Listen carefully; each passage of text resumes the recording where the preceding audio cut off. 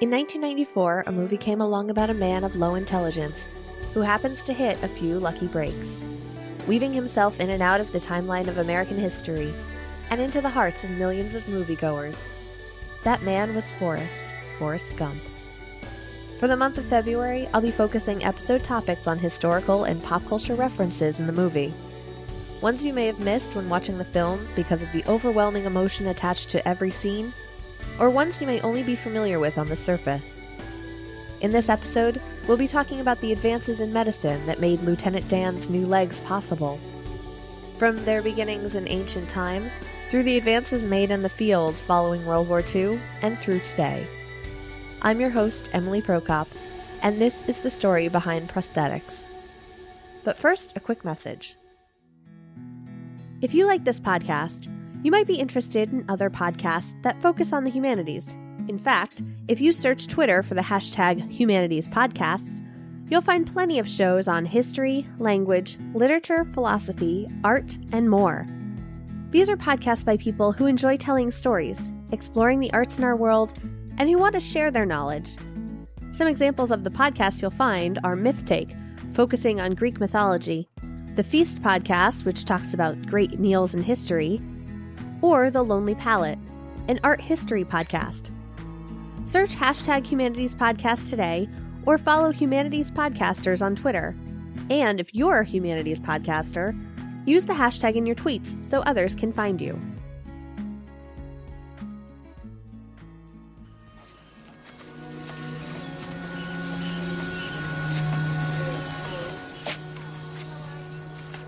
Lieutenant Dan. Hello, Forrest. You got new legs. New legs. Yeah, I got new legs. Custom made. Titanium alloy. It's what they use on the space shuttle. Magic legs.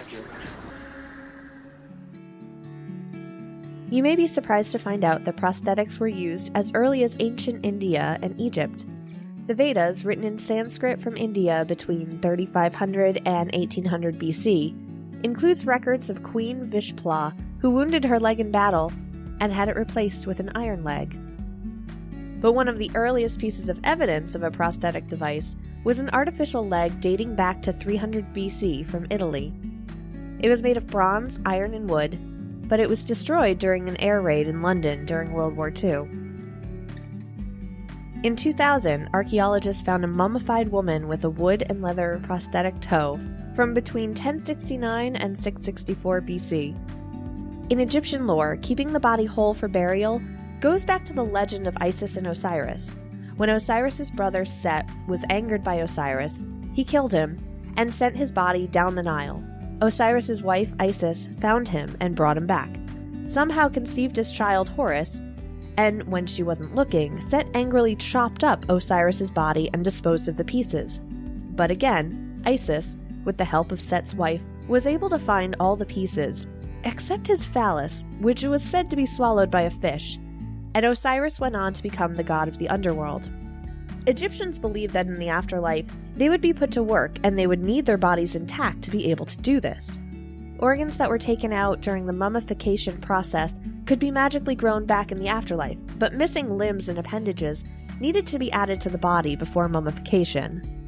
The toe found on this mummy from Cairo, though, seemed to be more cosmetic and was attached before the woman's death, as evidenced by how well it was healed. After finding it, volunteers missing their right big toes were recruited to see how effective this fake toe would have been. They used replicas, by the way, not the actual toe for this experiment. In many records of amputation, records of prosthetic devices accompany them. Just to get an idea of how painful that was throughout the years, though, it's interesting to note that anesthesia wasn't introduced until 1849, and Joseph Lister's techniques for clean surgeries weren't in common practice until the 1800s.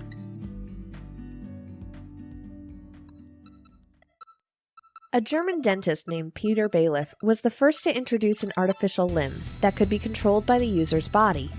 He designed a prosthetic arm attached to the stump that could be moved with the use of leather straps attached to the user's trunk and shoulder. you might start to notice a pattern when learning about different advances in science and industry. Unfortunately, one catalyst for many inventions seems to be war. Prosthetics, for example, got a boost in progress following the Civil War in America. One such advancement in the field was the suction socket for arms and legs, which was invented in 1863 by Dubois Parmelee. This suction element, though, wouldn't be widely used for another 90 years. During World War I, the U.S. Surgeon General invited limb makers to join to create the Association of Limb Manufacturers of America, and in 1920, Canada recognized a need for support to amputees and created the Amputations Association of the Great War, known today as the War Amps. During World War II, the U.S. government put an emphasis on funding research into artificial limbs and training in the field of prosthesis. But one thing remained constant. Despite the advances in the field, there was always a high cost of production, and only the well-off and elite were able to afford prosthetics.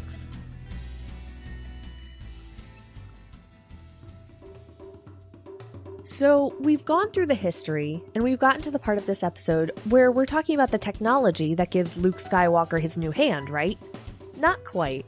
But we have reached the point where we get to talk about bionics and how technology has reached a point where scientists have tested artificial limbs that can have the user feel sensations through them. In 2014, researchers used a prosthetic hand to replace the one used by Danish amputee Dennis Sorensen. Electrodes were embedded in Sorensen's arm, and his remaining nerves were stimulated by touch sensors in the hand, allowing Sorensen to actually feel for the first time since his hand was severely wounded and amputated. And DARPA, the U.S. government's research agency that focuses on technology, and in particular military robotics, has worked with feedback loops to create prosthetics able to be controlled by the user's brain, as well as being able to feel the sensations of touch. But these devices are still in the developmental stages. The discovery of new materials for use in prosthetics, like 3D printing, have made standard prosthetics more accessible, though. And remember in Forrest Gump when Lieutenant Dan shows off his new legs to Forrest? He says they're titanium alloy, just like they used on the space station. Many people find this line funny, considering the next year, Tom Hanks and Gary Sinise worked together again in Apollo 13. Another nod to this was earlier in the film, when Lieutenant Dan tells Forrest the day Forrest becomes a shrimp captain is the day he becomes an astronaut. But this could also be a nod to the plot point in the book, in which Forrest Gump is, in fact, an astronaut for a while. But we'll talk about that in the next episode.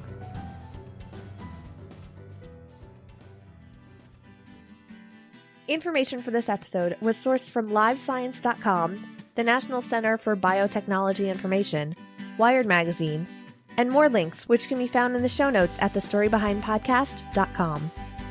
Follow on Facebook, Twitter, and Instagram at StoryBehindPod, or subscribe on your favorite podcast app so you'll never miss an episode. Thanks for listening.